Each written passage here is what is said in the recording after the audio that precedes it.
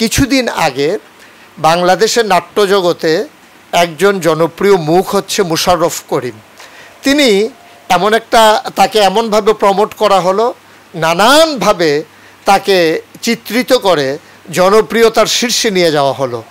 ঠিক এমন পর্যায়ে একটা চ্যানেলে তার মাধ্যমে ড্রেস আপের উপরে একটা প্রোগ্রাম করিয়ে সেখানে বলা হলো যে ইসলামের ড্রেস কোড মানার জরুরি কোনো দরকার নাই, যে মানুষটা তার মন মানসিকতা যা চায়, যা সে সিদ্ধান্ত নিতে চায়, সে যেমন পোশাকে স্বাচ্ছন্দ্য বোধ করে, কমফোর্ট ফিল করে, সে ওই পোশাকটাই পরিধান করবে।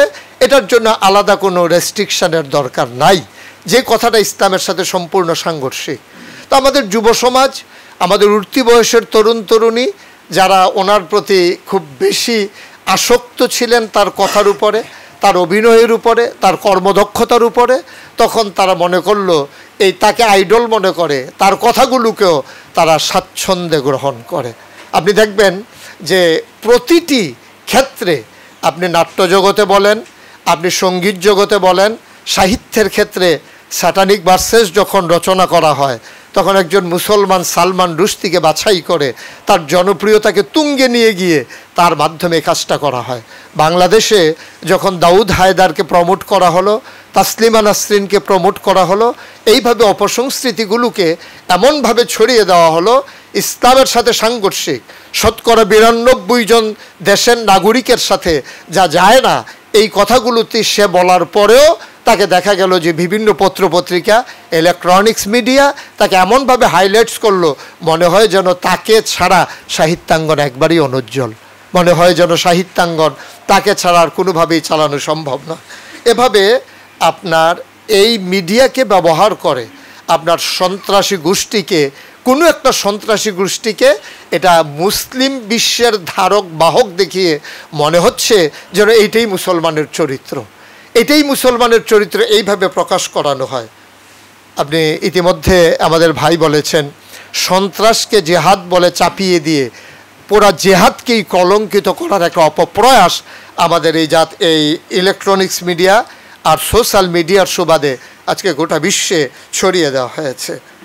শান্তির জন্য যুদ্ধ নাম দিয়ে গোটা মুসলিম বিশ্বকে নিধন করার জন্যে আপনারা দেখেছেন যে কেমন করে গোটা বিশ্বের উপরে যুদ্ধকে চাপিয়ে দেওয়া হলো, যার ফলশ্রুতিতে আফগানিস্তান, যার ফলশ্রুতিতে ইরাক, যার ফলশ্রুতিতে ইরানের এই নিষেধাজ্ঞা, যার ফলশ্রুতিতে সিরিয়ার এই কোন্দল, যার ফলশ্রুতিতে আমাদের আরাকানের মুসলমানদের উখিয়া টেকনাফে অবস্থান, তাদের রক্তে নাফ নদী রঞ্জিত, আর যার ফলশ্রুতিতে আমাদেরকে সেই দমন পীড়ন, স্বাধীনতার উৎকর্ষতার নামে সেই বিশাল গণতান্ত্রিক দেশের যারা ধারক বাহক নিজেদেরকে দাবি করেন, সে ভারতের কাশ্মীরের ঝিলাম নদীর পানিকে তারা রক্তে রঞ্জিত করে দিয়েছে আমার মুসলমানের রক্তের মাধ্যমে।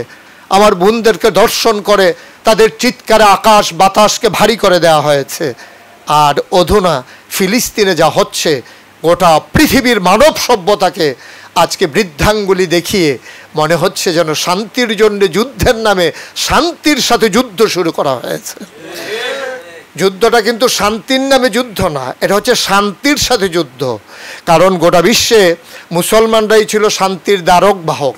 ইসলামটাই হচ্ছে যেটা আবির্ভূত হয়েছে আল্লাহ তাবারক ওয়া তাআলার পক্ষ থেকে, যেটা পাঠানো হয়েছে শান্তির জন্যে, নামের মাঝে, কাজের মাঝে, তার নিয়মাবলীর মাঝে, কোরআন কেতাব সুন্নার মাঝে, সাহাবি তাবিন তাবে তাবিন, উম্মাহাতুল মুমিনিন, আর যিনি আইডল, যিনি মডেল, যিনি আইকন, নবী মুহাম্মদ রাসূলুল্লাহ সাল্লাল্লাহু আলাইহি ওয়াসাল্লাম পাঠানোর পরে সেভাবেই বলা হয়েছিল, লাকাদ কানা লাকুম ফি রাসূলিল্লাহি উসওয়াতুন হাসানা। আপনি খেয়াল করে দেখবেন এই বর্তমান বিশ্ব, গোটা পৃথিবীতে রাসূল সাল্লাল্লাহু আলাইহি ওয়াসাল্লামের চরিত্রকে চিত্রিত করে তিনি যে একজন আদর্শ মানব, তিনি যে একটা মডেল, তিনি যে আইডল, তিনি যে আইকন, এটাকে প্রচার করা হয় না। তারা গবেষণা করে কোনো একজন নর্তকীকে নিয়ে, তারা গবেষণা করে কোনো একজন রাষ্ট্রপ্রধানকে নিয়ে, যার এপিট উপিট দুপিটি আছে, যার ভালো দিকও আছে, যার মন্দ দিকও আছে। এই মানুষগুলোকে নিয়ে গবেষণা হচ্ছে, তাদের তালিকা করা হচ্ছে।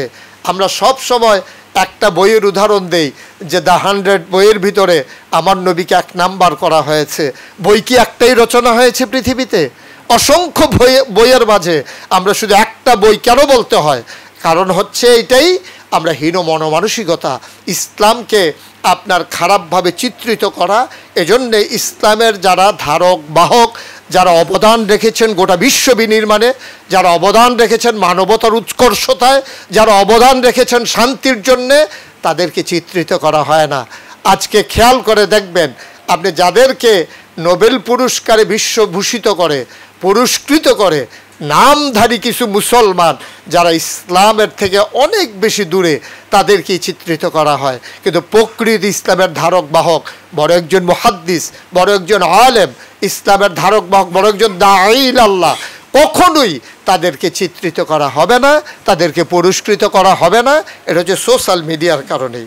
সুতরাং মুসলিম বিশ্ব আজকে দেখছে এভাবে যে যখন গোটা বিশ্ব অন্ধকারে নিমজ্জিত, যাকে বলা হয়েছে আয়ামে জাহিলিয়া, সেই আয়ামে জাহিলিয়াতে যখন মানুষগুলো ছিল বর্বর, বেদুইন, যাযাবর, মূর্খ, অসভ্য, এই অভদ্র, এই মানুষগুলোর যখন মারামারি করত, কাটাকাটি করত, লাঠিসোঁটা নিয়ে দাঁড়িয়ে থাকতো রাস্তার কিনারে ডাকাতি করার জন্যে।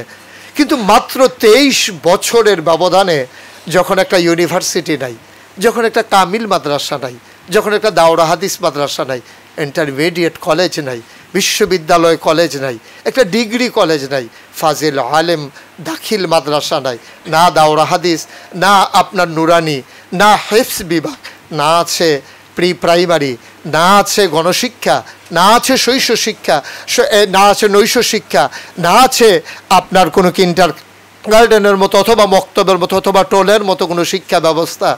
সেই 1500 বছর আগে মাত্র 23 বছরের ব্যবধানে নবী মুহাম্মদুর রাসূলুল্লাহ সাল্লাল্লাহু আলাইহি ওয়াসাল্লাম তিনি গোটা মানবতাকে দেখিয়ে দিলেন কেমন করে সোনার মানুষ বানাতে হয়। সোনার মানুষ আকাশ থেকে নাজিল হয়নি। সেই উমর, এই উমর ওকাজের মেলায় বারবার তিনি বিজয়ী হয়েছিলেন। তার কথার আগে হাত চলতো। উমরের হাতের মার খায়নি, খুব কম মানুষই ছিল।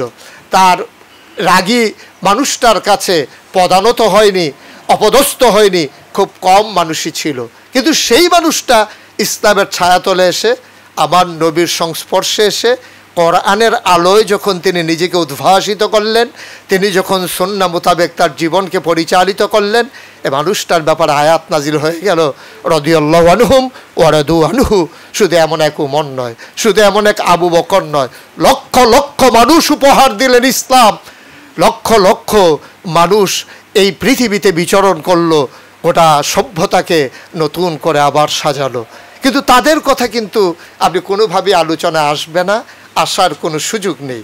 সম্মানিত উপস্থিতি, তাইলে বুঝতে হবে ইসলাম আজকে চরমভাবে নিষ্পেষণের শিকার, ক্ষমতাসীন মানুষের মাধ্যমে নিষ্পেষণের শিকার, print media, electronics media, social মিডিয়ার কারণে চরমভাবে নিষ্পেষণের শিকার, সামাজিক বিভিন্নভাবে বয়কটের মাধ্যমে, তাদেরকে বিভিন্নভাবে চিত্রিত করার মাধ্যমে। কিন্তু আমরা দেখি গোটা বিশ্বের চিত্র কেমন।